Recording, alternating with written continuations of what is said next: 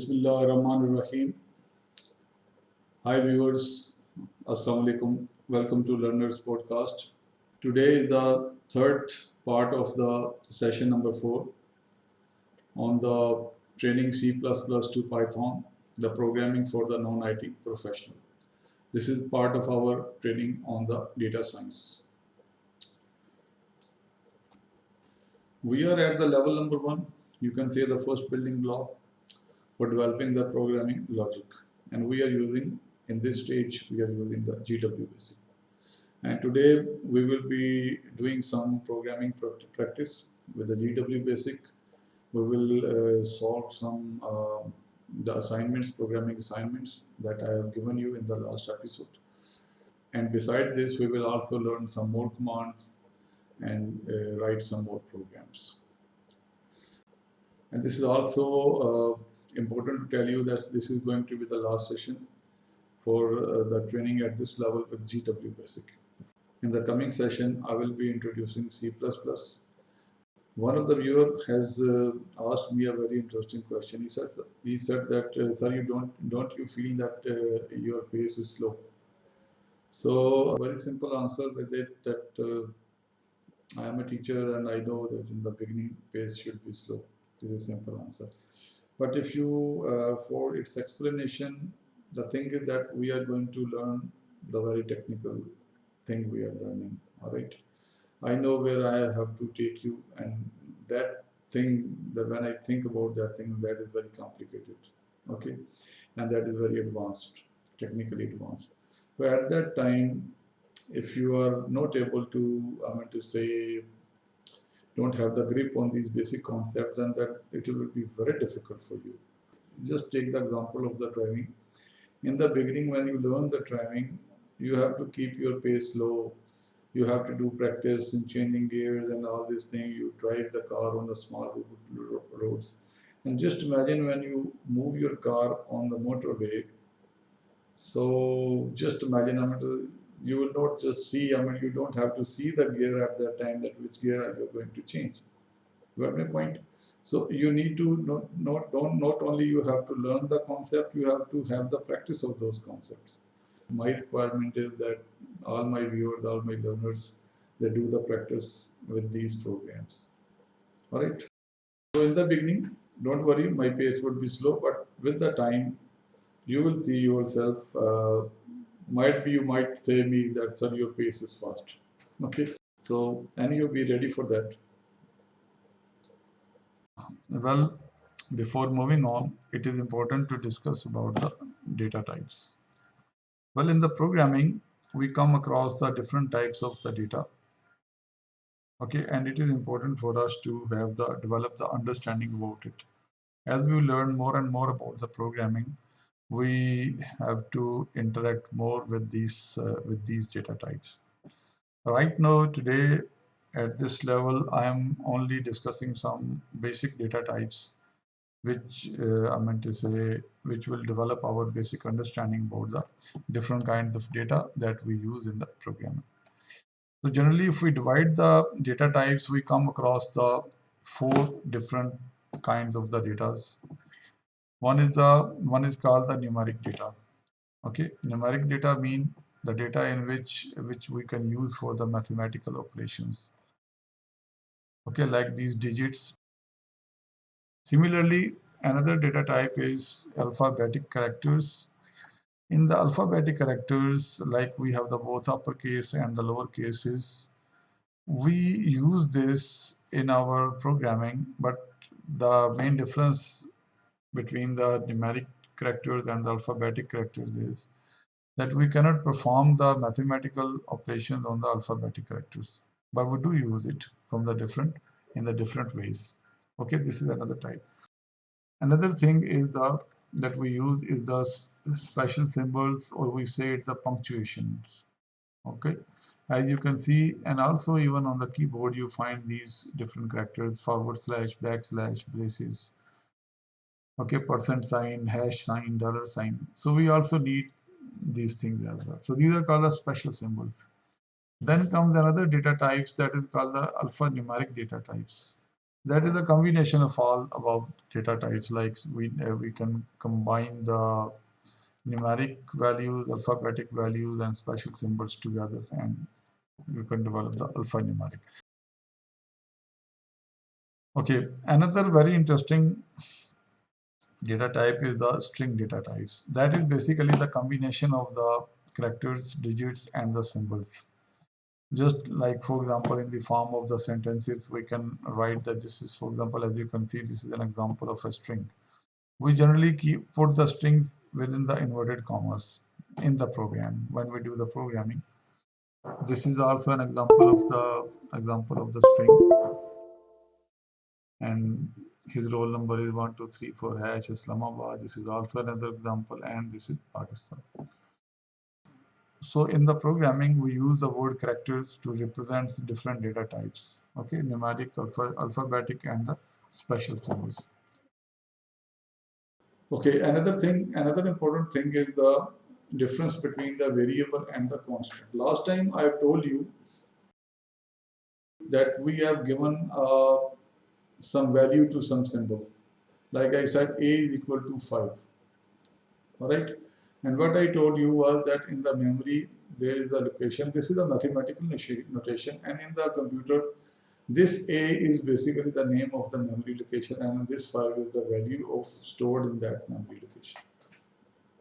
Okay, variables are basically something that change the values. Algebra says, okay, this thing is can be anything. This can be 6, this can be 7, this can be 11. So that is why they say it's a variable. In the computers, we have to differentiate it with the constant. So that I'm now going to explain you the difference between the variable and the constants. So when I say anything that is a variable, it means if I write the program of code, like for example 10 lines, okay, in the beginning of line, if I have given some value, like for example a is equal to 5, if throughout the program, if the value of a remains the 5, then we say it is a constant. I mean to say, in the memory, if the value of any memory location is not changing throughout the program, okay, when we compile the program or run the program, that value of that memory location remains the same. We say it is a constant. Okay, and if that value changes, like for example, at one stage it is 5, and next stage during the program execution it becomes 6, or it becomes anything else, so that there is some variable with the name b is equal to 5, and that b becomes 6, or b is equal to 11, and at the end that becomes b is equal to 13, or so maybe b again goes to 10. Anything you can change. So it means that value of b is changing. Okay, if any variable or any memory location is changing its value, so we say it's the variable. So this thing is very important to remember while doing the programming.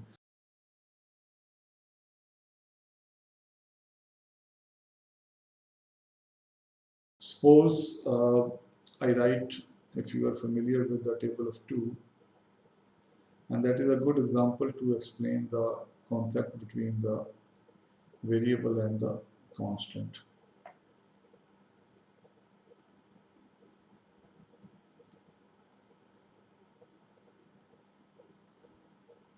2 into 5 is equal to 10. Suppose this is a table, half table.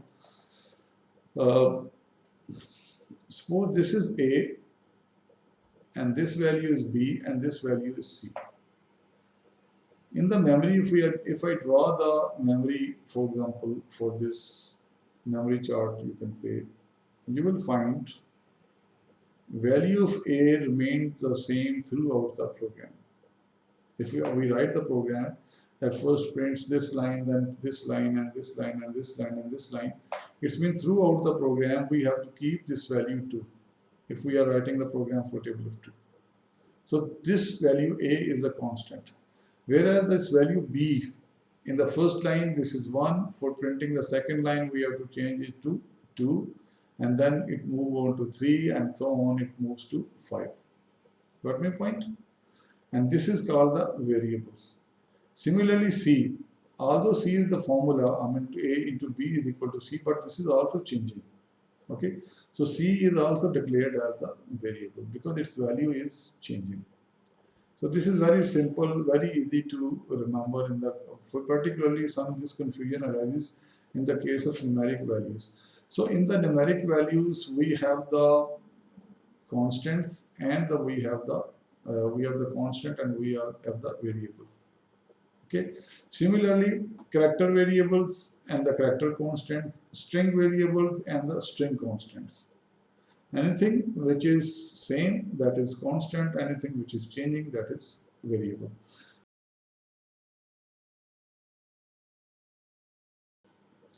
Suppose in the memory location, there are two memory locations.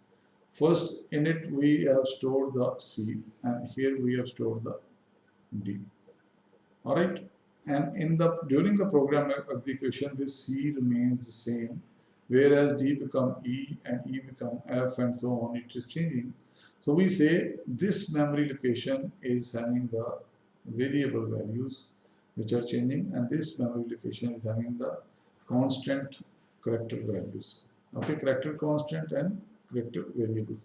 So this thing you have to keep in your mind, just a simply, very simple. There are some more things, and when we will be learning the C language, I will start teaching you. I will be providing you the comprehensive, I'm going to say, description on these things as well. Okay, I will also provide you the some handouts. All right.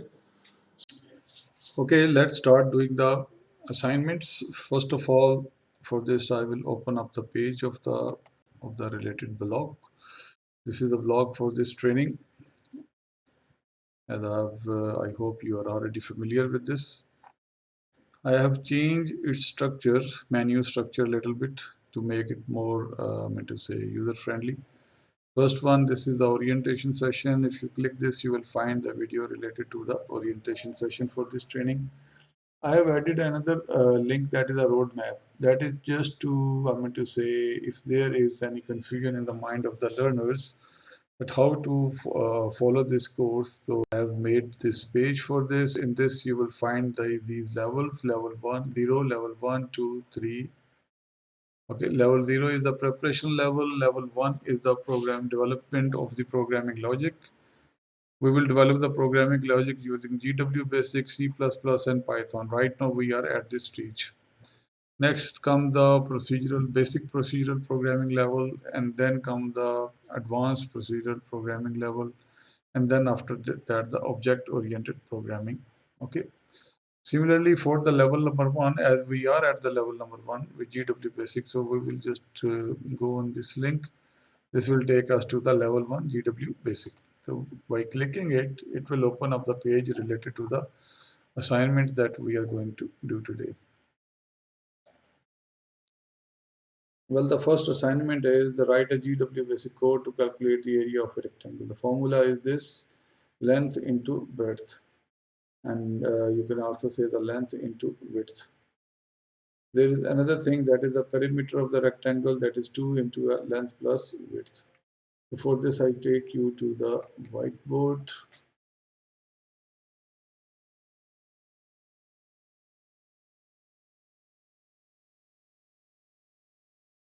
So if we have the rectangle, if you draw the rectangle, you will find it has got the 4 sides, 2 long sides and 2 short sides, or the width, we say it's the width, and these are the lengths.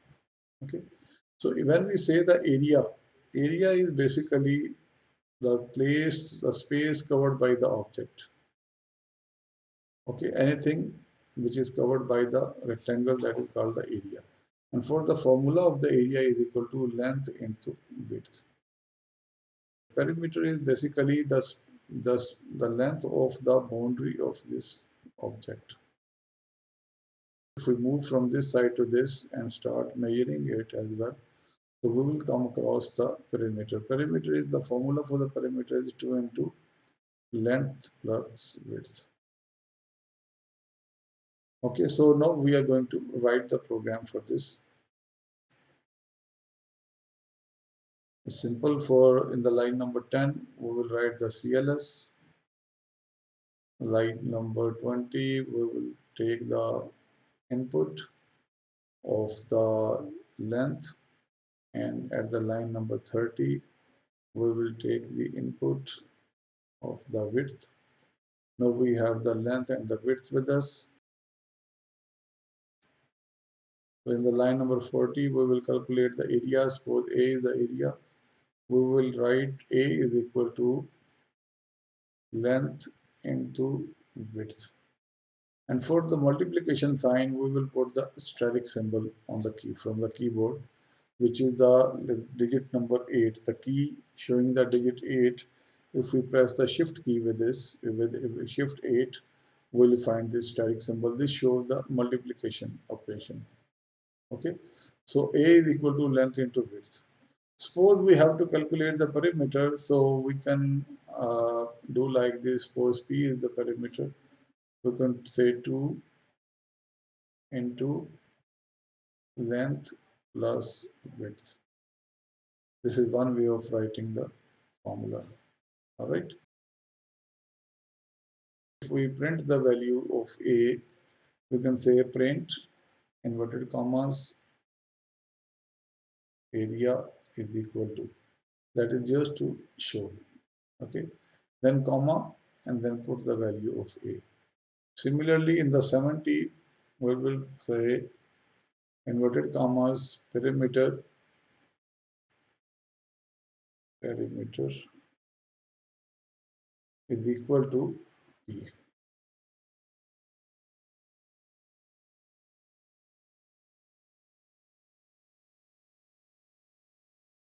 Okay, so this will print the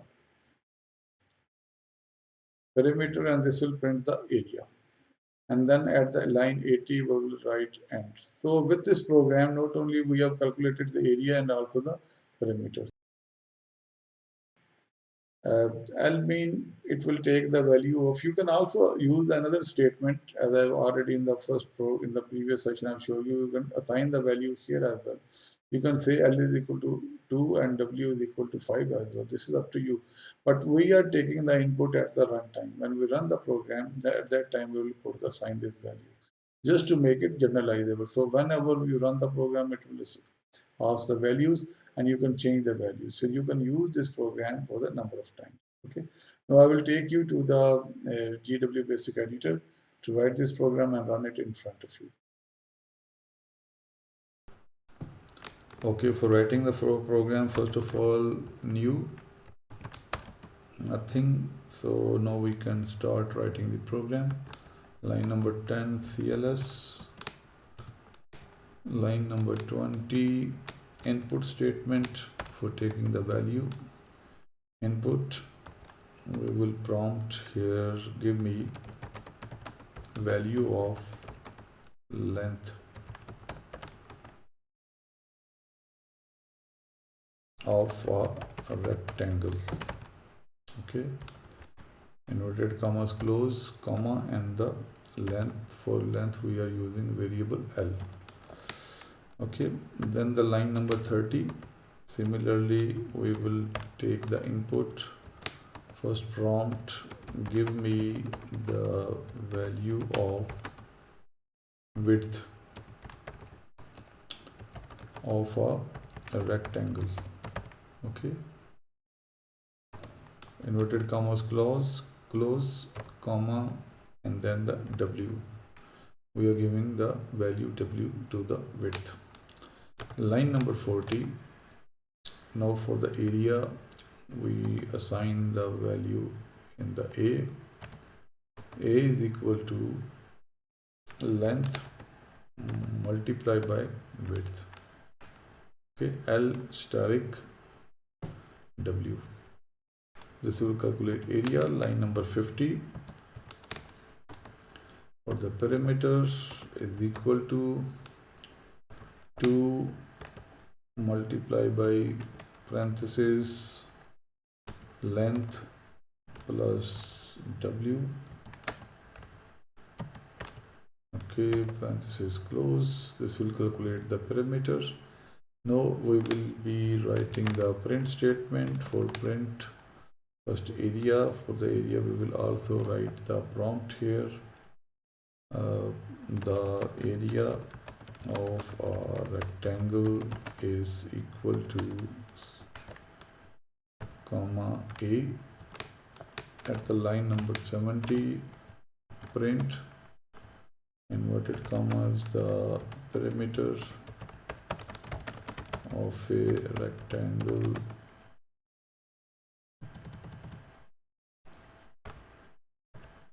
is equal to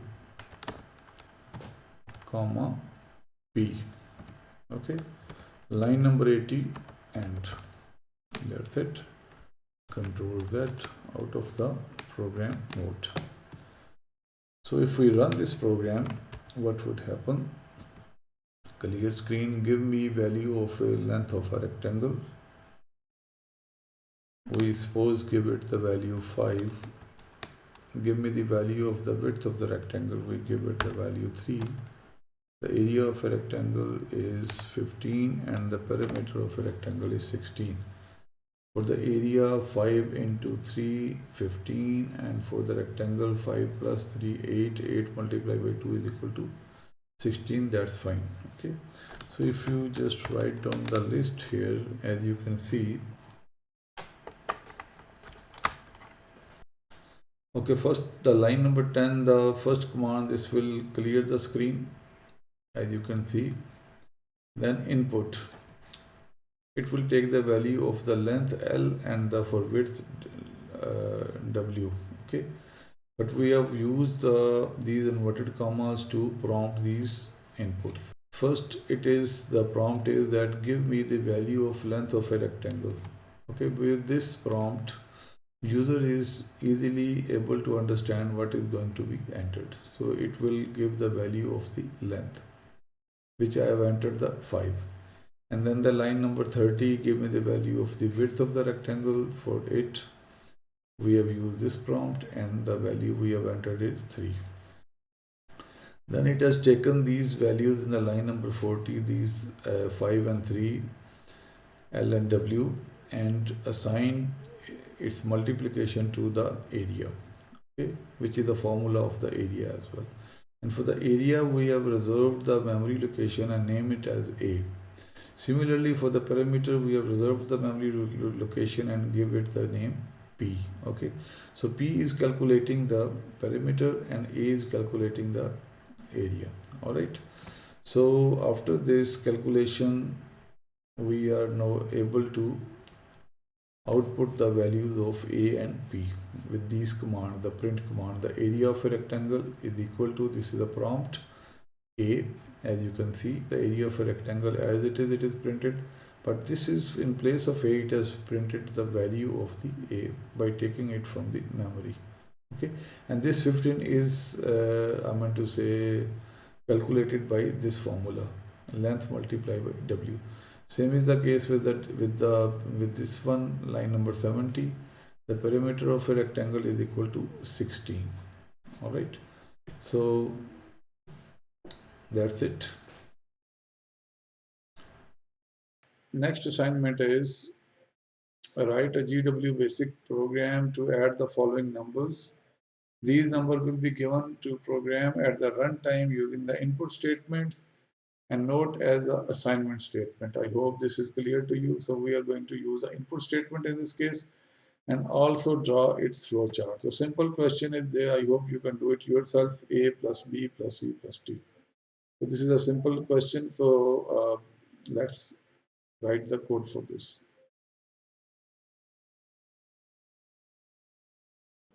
Auto 10 CLS 20 input A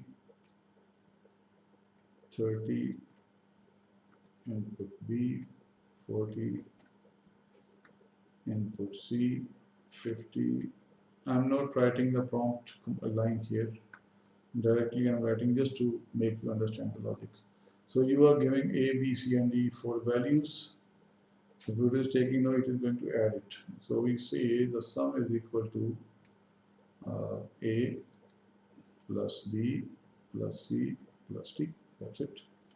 and here you will write the print what? Sum. So sum, first inverted commas, this will be showing us that sum, also right, sum is equal to, inverted commas mean nothing for the computer, it will just show as it is. It is only important for the programmer, is equal to C, sorry, sum. And enter, and then we run it. Oh, first come out of it. Let's see any mistake. Yeah, there are two lines. Line number 90 is extra, so we have to erase line number 90 to list. No, its program is fine. Now, if we run it, we can run the program only when we are out of the program mode. Okay, now we are at the command line. So run it. It is asking the first value because we are not haven't written anything in the inverted commas. So programmer knows first value is about the A, and for example 25, second value is like 33, third value is like 22, fourth value is like 21, and sum is equal to 91. Is it fine? 5, 3, 8, 9, 10, 11, 1, 2, 2, 4, 5, 6, 7, 8, and 9. So answer is correct. Right? For the flow chart, what we will do is, first of all, the oval, this is the start, and then the input statement, and this input statement will take basically value of A, B, C, and D. Okay. Question mark, also write question mark. Question mark means it is asking what is this. Very simple. So you can use your own to say style of making the flow chart by following using these symbols. Okay, next one is the calculation. Calculation means you will use this process symbol, and here you will write sum is equal to A plus B plus C plus D. Okay, and that's it. And then again the outputs.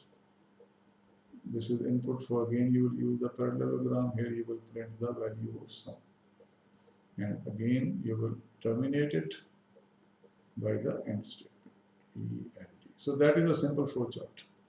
There is another concept that is called the pseudocode. If I hope I am writing the spelling correct. Pseudocode. Pseudocode is basically you can say you write the same thing in your own words. Sometimes some people don't feel it's comfortable to write the lines. They write it in their own word. Like you could say start the program, give values, no sorry, not give, this is program. Take the value of input value of A, comma B, comma C, comma D, or you can write it separate on the separate line, input value of A, input value of B, input. So this is a sort of code. And then you will say put assign, or you can say it, just you write assign, A-S-S-I-G-N, assign the sum of A, B, comma C, and D to sum. Alright, and then you write print sum. That's it, and close the program or end the program. So same thing. So you have written the program. You could draw. You can draw the flow chart, and you can also write it. Same thing in the pseudocodes. So these things are helpful. These are the tools that helps the programmer to write the programs. Okay, now let's move to the next question. The next question is write a program to calculate the following mathematical expressions. Y is equal to x squared, z is equal to x squared plus y cube, and w is equal to 3x plus 2y. Okay. The value of x and y will be provided at runtime. It's been using the input statement. Okay. formula is that y is equal to x square, alright? Or you can say it, you can write it like this: x square is equal to x multiplied by x, alright? So in other words, you have to write this thing: y is equal to x multiplied by x. So what we need the value of x basically as an input, alright? So what we do, 10, you will say input x. In the 20, you will write y is equal to x multiplied by x. Okay, that's it. You have calculated the y. In the 30, you will print y. This is a simple program that you have to run it. I hope you can run it. That's not difficult. Okay, next program is z is equal to x square plus y cube. Well, this is interesting. So in other words, that is equal to x into x. This is a multiplication symbol in algebra. Plus y into y into y. Okay. You can also write it like this: z is equal to x into x plus y into y into y. All right. So this is what we need to need. So what we need is, we need the value of x and we need the value of y. So with these two values, we can calculate this, we can make this expression. So line number 10, input x, line number 20, input y. You know you have the two values x and y at that time. Line number 30, what we need to do? First you need to calculate the x square and y square. So we straight away, z is equal to, if I write z is equal to, okay, you can write the form in the same way, but you start the brackets and here you write x multiplied by x, bracket close, then write the plus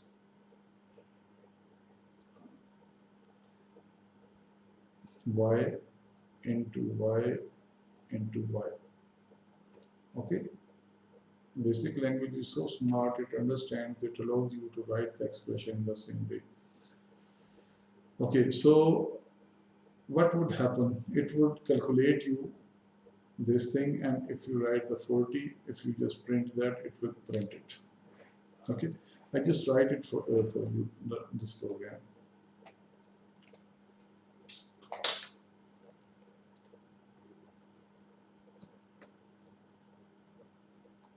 Okay, in the 10, I will say input x is equal to inverted commas, comma x. In the 20, we write input inverted commas y is equal to y is equal to comma y, and in the 30 you write straight away the formula z is equal to, get it started, and here you write x multiplied by x plus y multiplied by y multiplied by y. All right. Okay, that's it. In the 40 you write print z.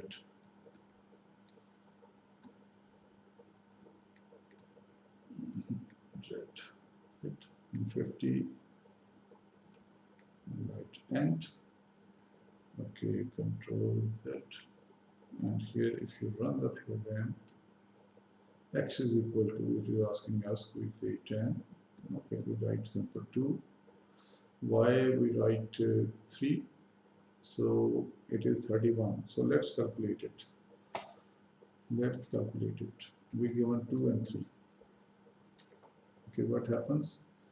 If we say x is equal to 2 and y is equal to 3, what would be the formula? Z is equal to x into x plus y into y into y. Alright?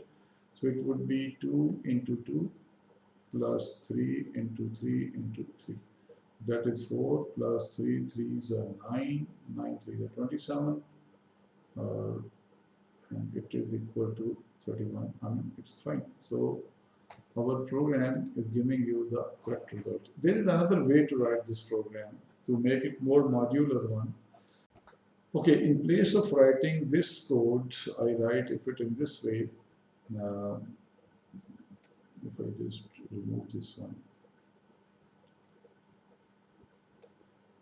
if I write it in this way, like for example, if I say let C is equal to x into x and D is equal to y, sorry, computer doesn't understand, y into y into y. And if I write 50, E is equal to, sorry, Z is equal to, we write Z is equal to C plus D, then what would happen? Print Z. What I have done here is, I'll just explain you with the help of the memory. What I did, first I make a memory location, set it with the value x, that we take its value during at the runtime, and then we have set another memory location, name it as a y, and we'll put the value. Suppose we put 2 here and we put 3 here. Alright? Then I made another two other locations, one is C and one is D. Here I have set the formulas. Here I have written, put the formula x into x, here I have written y cube. Alright? This is x square and this is y cube. Alright? So then another location that is called the z, here I have written this one and this one, C plus D. I hope you are able to understand this logic. In the previous one, what I did was I had the memory location x and y, okay, and then I have the only memory location that is that. In it I have written the whole formula x into x plus y into y into y. So that is also possible, but this is more modular part. You have calculated this part separately. Okay, you put it into the C, you calculated this part separately and put it into the D, and then all at the end you have just added C and D. So this is what I have done. Now I am going to write a program for this.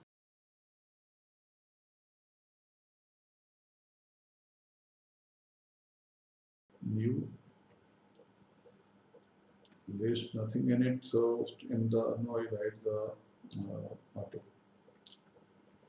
So to speed up the things, first one is the CLS, third one is the input inverted commas A is equal to rather x is equal to value comma x. Okay, input inverted commas y is equal to inverted commas close comma y.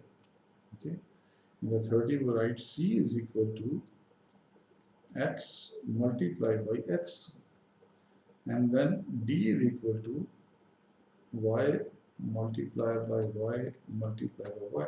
This is y cube and that is x square. So now we are going to calculate z is equal to C plus D. It's simple. And now we are going to print inverted commas z is equal to comma z, and control C, and here if I take it list, now run it. X is equal to, let's say 2, y is equal to 3, and z is equal to 31. Interesting. What happened? Input x, input y. Alright? All these things are not visible to you. Here you can see you are only concerned with the input statement and the output statement. Whatever is happening inside, that is the processing. So you have set your logic you have written the same program in two ways. That is where you can say the program efficiency comes in. Two programmers develop the logic in two different ways. From my point of view, this logic is more useful, is better than the previous one. Okay, but sometimes if your speed is the matter, speed is required and all these things, you will learn. Sometimes the one logic is I mean to say is giving you the speedy results. Might be that logic is not that strong, but it is giving you the quick results. So it depends on the situation to situation. All right, but a programmer should have the ability to write that, to develop the different logics for the different programs. So that was a very interesting example. So I hope I have explained the things very quickly, so you can just rewind it and watch it again. Next one is the 3x plus 2y. I hope you can do it yourself. W is equal to, write a program, W is equal to 3x plus 2y. Okay, so what we require to calculate the W is we need these two values. Okay, so this is very interesting. If I just divide it, this formula, I mean to say, expand it, we find that 3 multiplied by x, this is the 1 unit, and then this unit being added with the 2 multiplied by y. This is very interesting. These are the unknown statement values, and these are the known values. All right. So what would happen is that if I just write the program for it, input x, input y, okay, x and y are in the memory. This is the memory. All right. Value of x is assigned, value of y is assigned. All right. Next, you say you can again calculate this module separately and this module separately. You can write like for example, c is equal to 3 into x and d is equal to 2 into y. Okay, so this is c and y. In other words, you can say w is equal to c plus y. Sorry, c plus d. C plus d. Okay, so here we will write w is equal to c plus this c and d.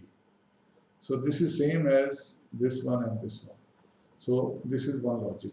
And another logic is in place of these two statements, you can write straight away after this, you can write w is equal to bracket start, you can say star 3 into x, and then you say the 2 into y.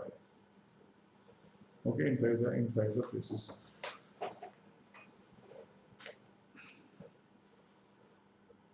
All right. So this is the formula. So now I am going to write this program for you. Okay, new list, nothing in it. So if I say R2, 10 is the CLS, then the 20 is the input value of the X, 30 value input Y. Okay, in the 30 you just write, let's say C is equal to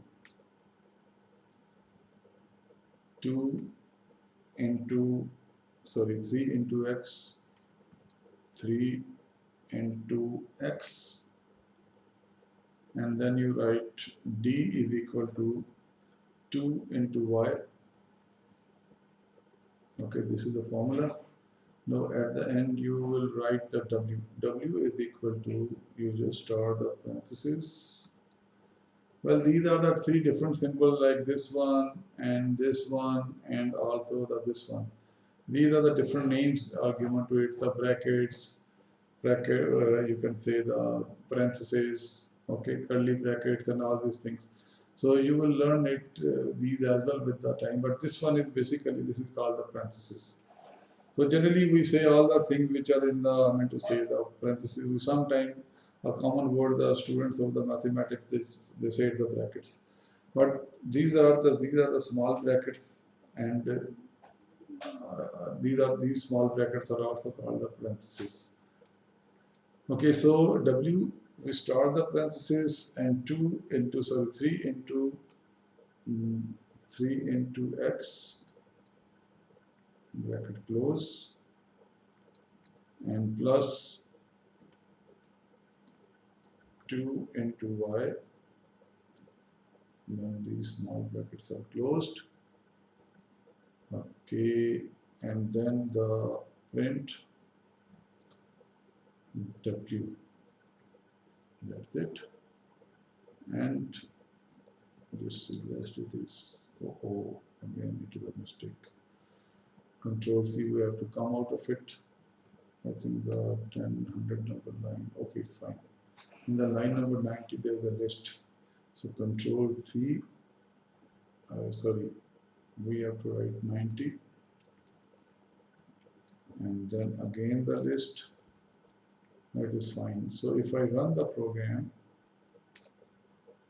first the value of x is goes 5, value of y is 6, and the result is 27. So is it 27? So just check it.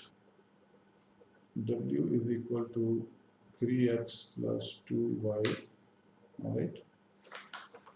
If we have the x is equal to 5 and y is equal to 6, what would happen? 3 into 5 plus 2 into 6, 15 plus 12, 7 and 2, answer. Fine. We have the same answer there. So this program is completed. That's good. Okay, let's move to the next one. This is very, very interesting. Write a program to convert the temperature from the centigrade to the Fahrenheit. The formula is C is equal to 5/9, okay, degree Fahrenheit temperature minus 32. So if we have to calculate the value of C and we have the temperature in Fahrenheit, okay, we can use this formula to calculate the temperature, convert it into the C. Okay, we will write in the 10, we will write CLS, and the 20, we will write input. We take the value of the F here, and that is equal to F. And in the line number 30, we write the formula straight away. 5 into, we can start the brackets here, F minus 32. And this whole is divided by 9. Okay, I hope this there is no mistake in it. So in the 40 we write the C, print C, and the 50 is the int. So if we write it in the editor and write here 10 CLS, in the 20 we write the input value of F is equal to comma F. Here we write C is equal to, we are going to put the formula 5 multiplied by F minus 32 and divided by 9. Enter. Print C is equal to comma C, and here we write int. Okay, there is some spelling mistake. Added 40.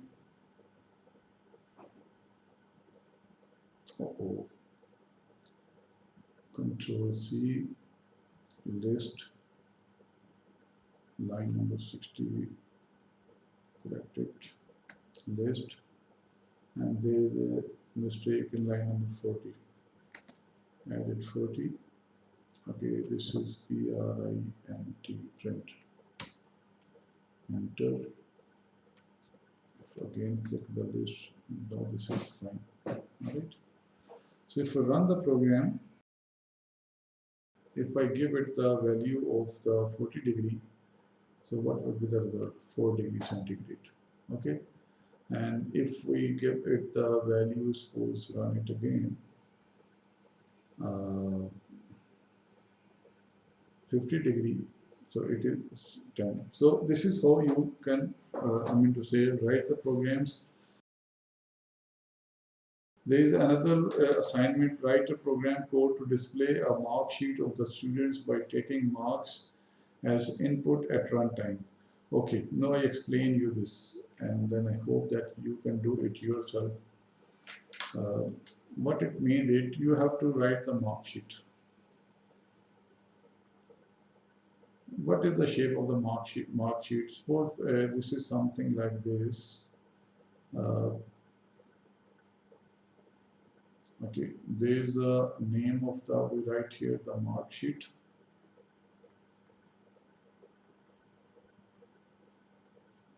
Like here the student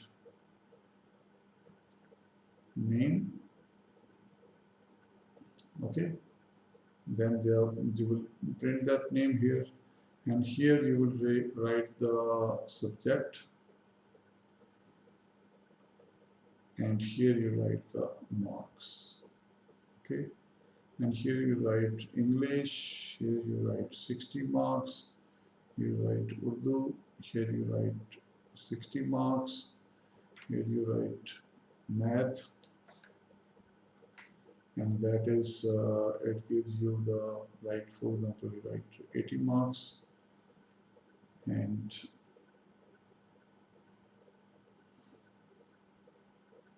similarly, then you also write here the total, and that would be something like this, 200 marks. So this something like this you want on the screen to be displayed. Okay, this is called the mark sheet of the students. So if you just analyze this output, you need to have something as an heading, and you can also put some line here.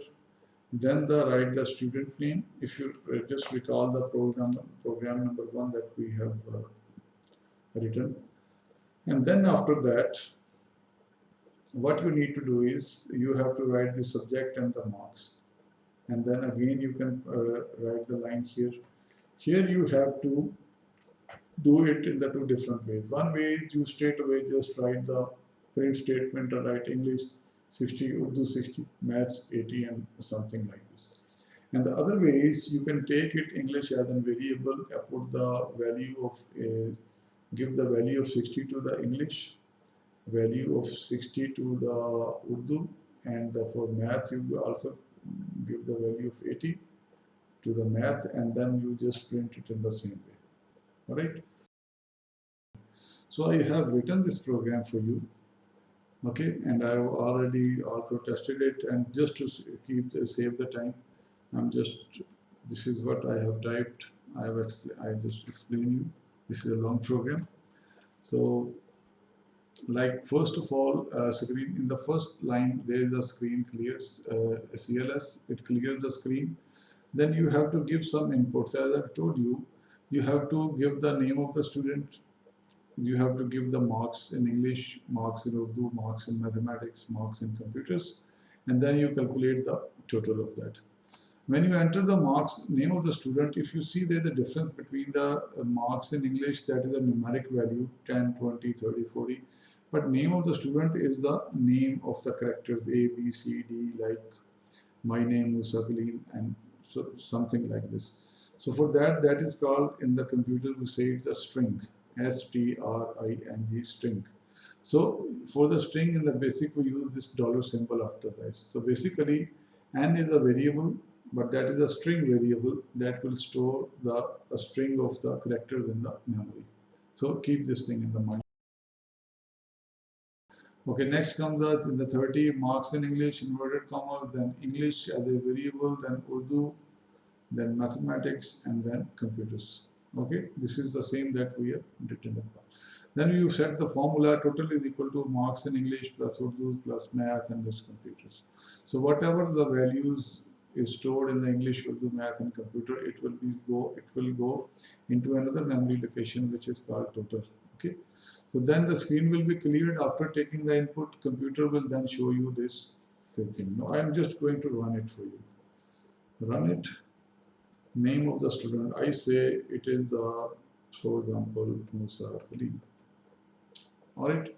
Marks in English. Like I say, I say, for example, marks in English. I say 65. Marks in English, Urdu 66. Marks in mathematics 67. Marks in computer 68. And that's it. So it has displayed you mark sheet, student name that you have entered, Musa Kaleem, subject, marks are written as it is, then the line, then the English, marks of English, Urdu, marks of Urdu, mathematics and computer, and then the total. Okay, that's it. So you have made the computers to work for you. You have made the computer to make a mark sheet for you. But you have to tell the computer how to do that. So just see it again. If I CLS list, just say it again. After giving the input, it will just print the blank line, then it will print the mark sheet as a heading, then print the line, then print the blank sheet, blank line, then the name of the student. It will print the name of the student name, and then the name string. This is a memory location in which the string is stored, and string, okay, that we have given here. Okay, then the subject and this line is printed, and then the print English, and after English it will taking the I'm going to say the marks of the English from the memory. This space mean basically I've just adjusted the space so that the marks come under the marks and the name come under the name.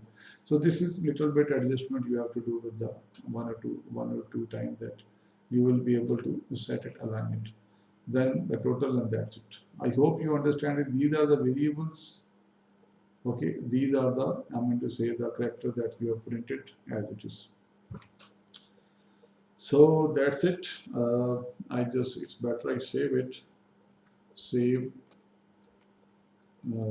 mark sheet as HWT sheet dot basic, enter.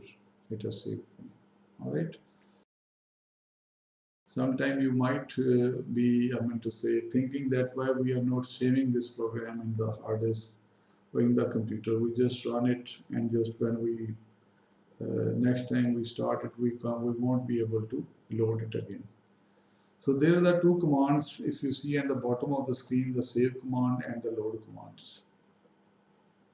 Okay, these are the two very important commands when you write the program, and if you want to save it permanently, so that if tomorrow or after some, I mean to say some period of time, you want to start working on the same program again. So what you need is you have to save it in your hard disk.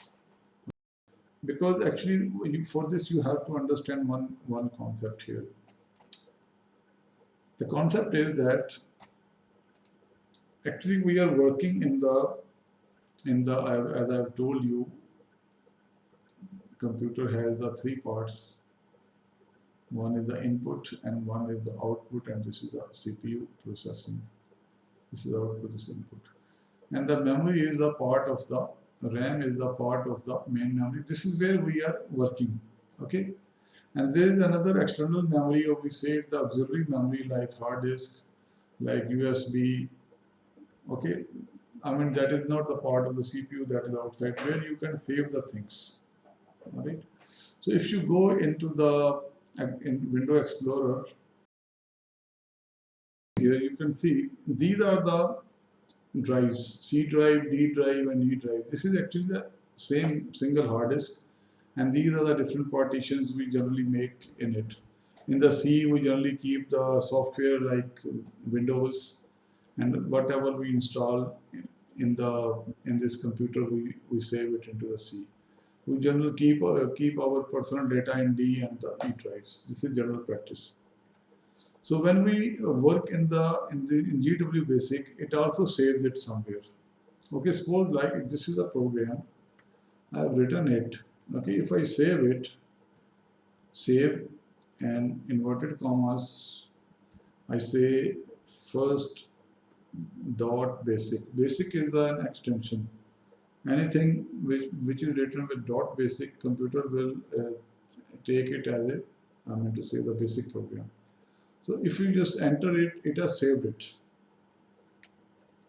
It has saved it. So it is saved in its default location. Default location is that is set by the, I mean to say, when you install this GW Basic, it set its default location where it saves it.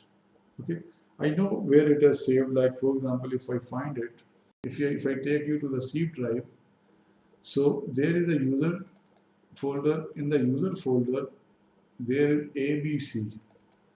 Okay, this is actually saving this GW Basic is saving it here. As you can see, this first is saved here. All right. So if I just write, for example, I write new, there is nothing in it. Okay, CLS, we have just came out of the, we have cleaned the RAM. There is nothing in the RAM. Okay, but we have saved our program in the hard disk. Okay, as I was showing you, I have saved the program here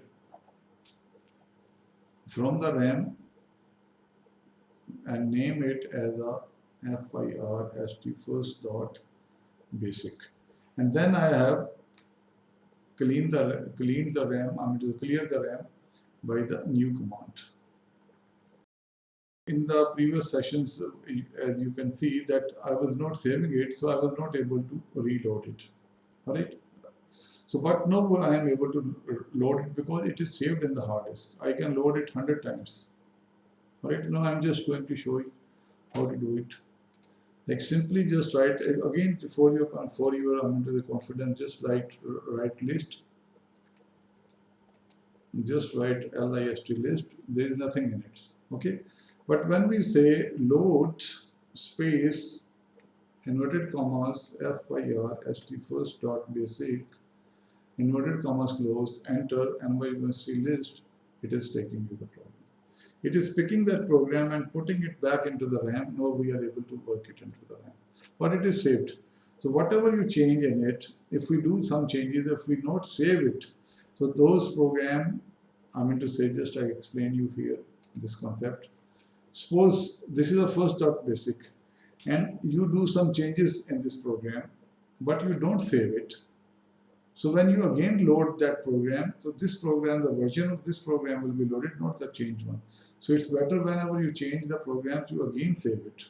So it will be updated automatically, okay, with the new version. So when you load it, it will be, I'm going to say, loaded with the new version. So general practice is that you save the program, save your work before leaving it. I'm not doing it in the basic, because we are not going to learn the basic. I'm not use the basic much in this training. That is only few early lectures. I'm using the basic. Afterward, I will go into the C and in the Python. Actually, the problem with the basic is that it is the DOS based language. Okay, DOS based. What I mean to say is, if you I told you there is an operating system. Operating system is something between the user and the computer. Okay, this is the operating system. Whatever you command, you give to the command. You actually give the commands to the operating system, and then operating system execute that command for you. The native operating system of the computer, I mean to say, these IBM machines is DOS. It is called the disk operating system. Okay, this is the actual. But what we see, there is another layer. Okay, which we say it's the Windows.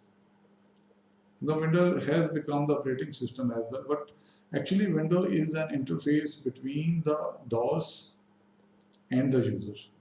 So actually you see that we use this mouse and all these things. This is basically we giving command to the Windows.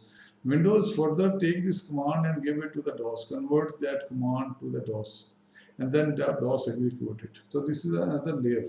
The problem with like I am working with the Windows, this computer has a Windows 8.1.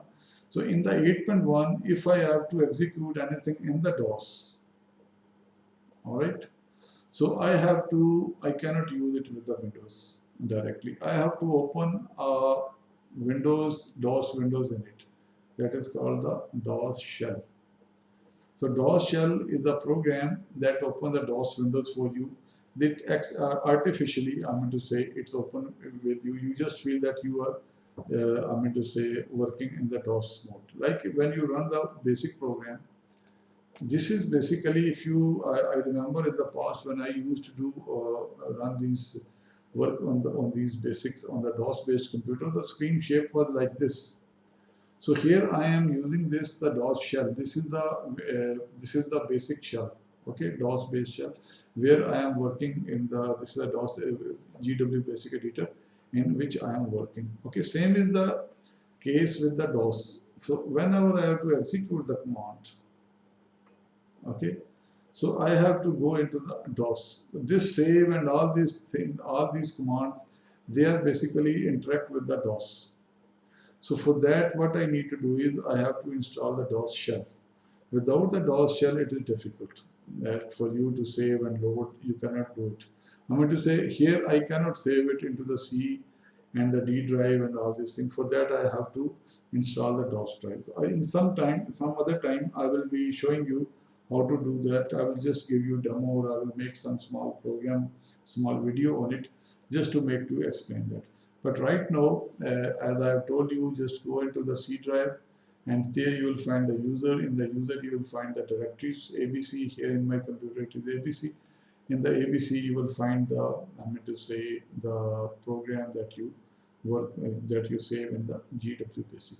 So that's it. That is the end of today's session. So I hope whatever I have done in front of you, that would have definitely been clear to your further concepts. So with this exercise, with this episode, we are completing the basic logic that we have learned in the, you can say, by using the GW Basic. So in the next session, I will be introducing you the C++. We will do the same thing in the C++, but keep it in mind, C++ is a little bit different environment. All right. So with that, I will have to teach you some more theory as well. Okay, like here, if you can see, that is a case-sensitive language, that is uppercase and lowercase. There is a difference in that. So that is a compiler language. No, you will learn how to compile the program before running it. So that is another new word, but that is what we are coming to the heading. So thank you very much. Please share, subscribe, and like this channel. Assalamu alaikum.